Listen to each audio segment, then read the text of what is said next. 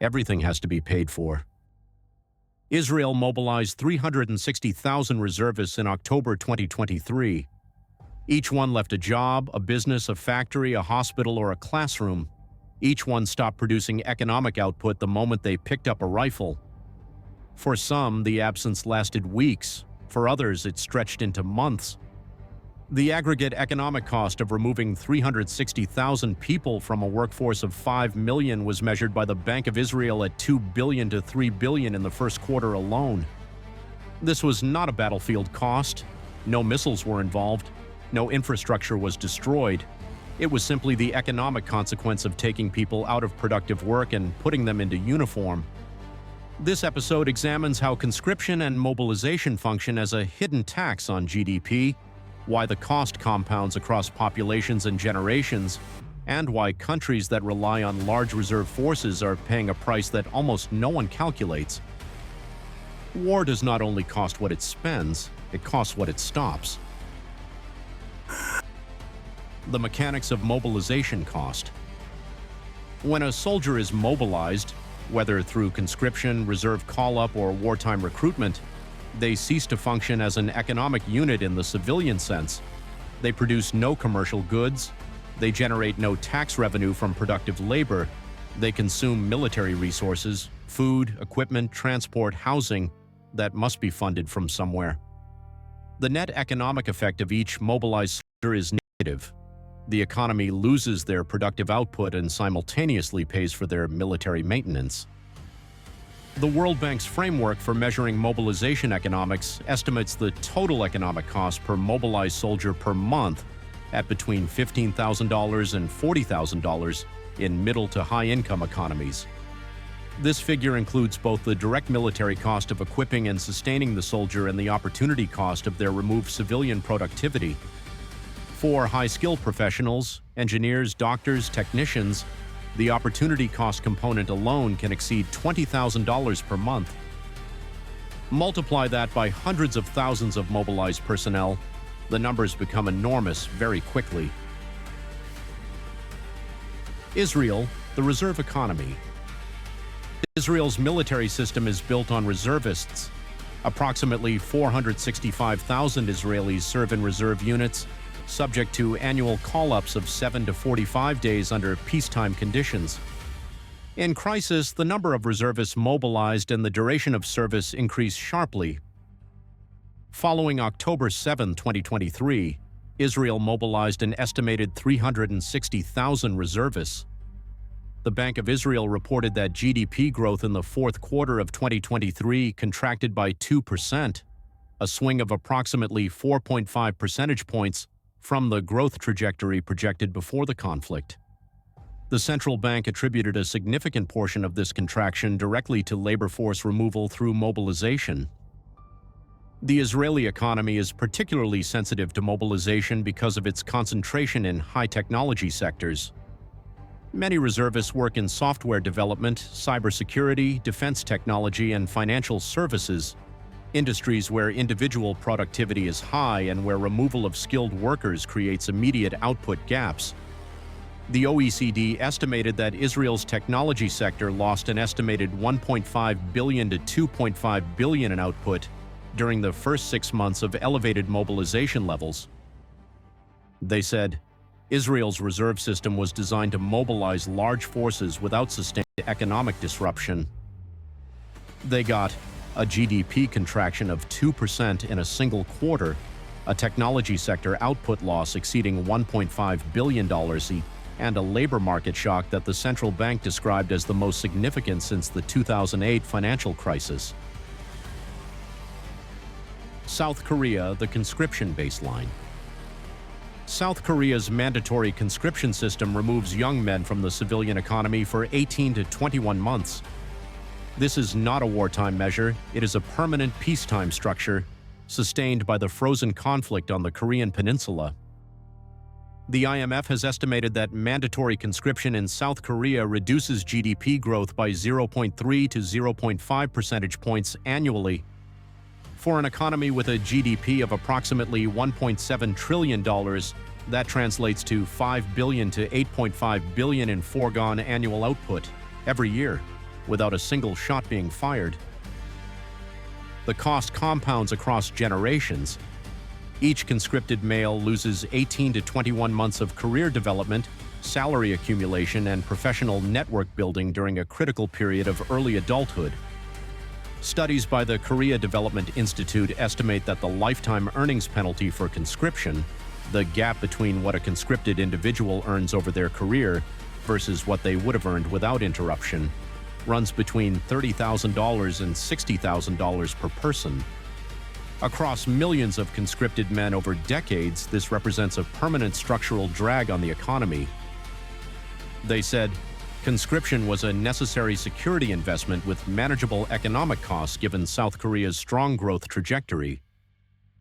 They got a permanent 0.3–0.5 percentage point annual GDP reduction, lifetime earnings penalties totaling tens of billions across the conscripted population, and a labor market distortion that persists as long as the frozen conflict persists. Russia, mobilization as economic destruction. Russia's partial mobilization in September 2022, officially affecting 300,000 personnel, demonstrated how wartime conscription itself can generate immediate and severe economic consequences in a larger economy. The Higher School of Economics in Moscow tracked the labor market impact of mobilization through wage data and employment surveys. In regions with high mobilization rates, unemployment fell sharply, but not because the economy was strong. It fell because workers were removed from the civilian labor force entirely. Simultaneously, wages in remaining civilian jobs rose 15% to 25% as employers competed for a shrinking pool of available workers.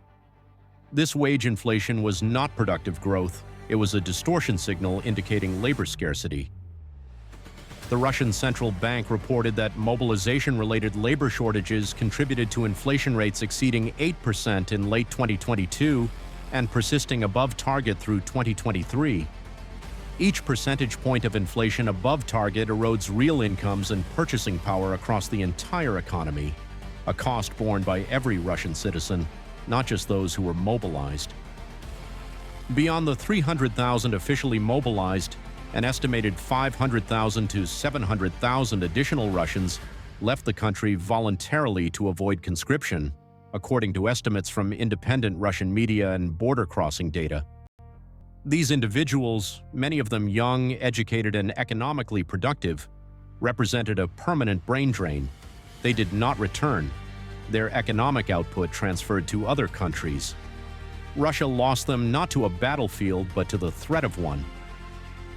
The compounding effect across generations. Conscription and mobilization do not affect only the individuals called up. They distort the entire economic structure around them. Businesses lose key employees and cannot replace them quickly. Small and medium enterprises, which employ 60% to 80% of the workforce in most economies, are disproportionately affected because they lack the redundancy that large corporations can absorb. The World Bank's analysis of mobilization-affected economies shows that SME output declines by 10% to 20% during periods of sustained mobilization, with recovery taking 6 to 12 months after mobilization levels normalize. Education is disrupted. Conscripted individuals interrupt university education, professional training, and skill development. The OECD estimates that each year of interrupted education reduces lifetime earnings by 5% to 8%. For a population of 300,000 mobilized individuals, even partial education disruption generates a permanent human capital loss measured in billions. They said mobilization costs are a temporary bounded expenditure that returns to baseline once the conflict stabilizes. They got a compounding economic distortion, labor scarcity, wage inflation, SME collapse, brain drain, and education disruption that persists for years beyond the mobilization event itself. The demographic distortion. Conscription and wartime mobilization do not affect populations evenly. They remove young men, specifically men aged 18 to 35, from the civilian economy in disproportionate numbers. This creates a demographic imbalance that affects not only current economic output but future population structure. In societies with mandatory conscription, the workforce gender ratio shifts during and after periods of elevated mobilization. Women fill gaps in industries traditionally dominated by men, but frequently at lower wage levels and with less access to advancement. The World Bank has documented this pattern in post-conflict economies, showing that gender wage gaps widen by 3% to 8 percentage points during and after periods of sustained male mobilization, a distortion that persists for years beyond the conflict. The demographic cost extends further. Men killed in conflict reduce the total male population permanently. In countries that sustained prolonged warfare, the Soviet Union after World War II being the most studied example, the resulting gender imbalance suppressed birth rates, reduced household formation, and created demographic echo effects lasting decades. The IMF has estimated that each percentage point reduction in a country's working-age male population reduces long-term GDP potential by 0.2 to 0.4 percentage points annually, a cost that compounds across generations. The long account. Conscription and mobilization are the most invisible costs of war. They appear in no single budget line. They generate no headlines. They produce no dramatic footage, but they function as a systematic tax on GDP, one that operates every time a country converts civilian labor into military manpower. Israel lost 2% of GDP in a single quarter from mobilization alone. South Korea loses $5 billion to $8.5 billion annually to a conscription system that exists because a war ended 72 years ago without a peace treaty. Russia lost hundreds of thousands of productive citizens, some to battlefields, others to emigration, and destabilized its own labor market in the process. The total global economic cost of conscription and wartime mobilization across all conflict-affected and security-intensive states is not tracked as a single figure. But the IMF's framework for measuring militarization costs estimates that countries maintaining large conscript or reserve forces sacrifice 0.3 to 0.8 percentage points of GDP annually compared to equivalent economies without mandatory military service. War does not only cost what it spends on weapons, it costs what it removes from the economy, and what it removes, labor, skill, productivity, human capital, is far harder to replace than any tank or missile. Subscribe to the price of conflict. Because the most expensive soldiers are not the ones who fight, they are the ones who stop working.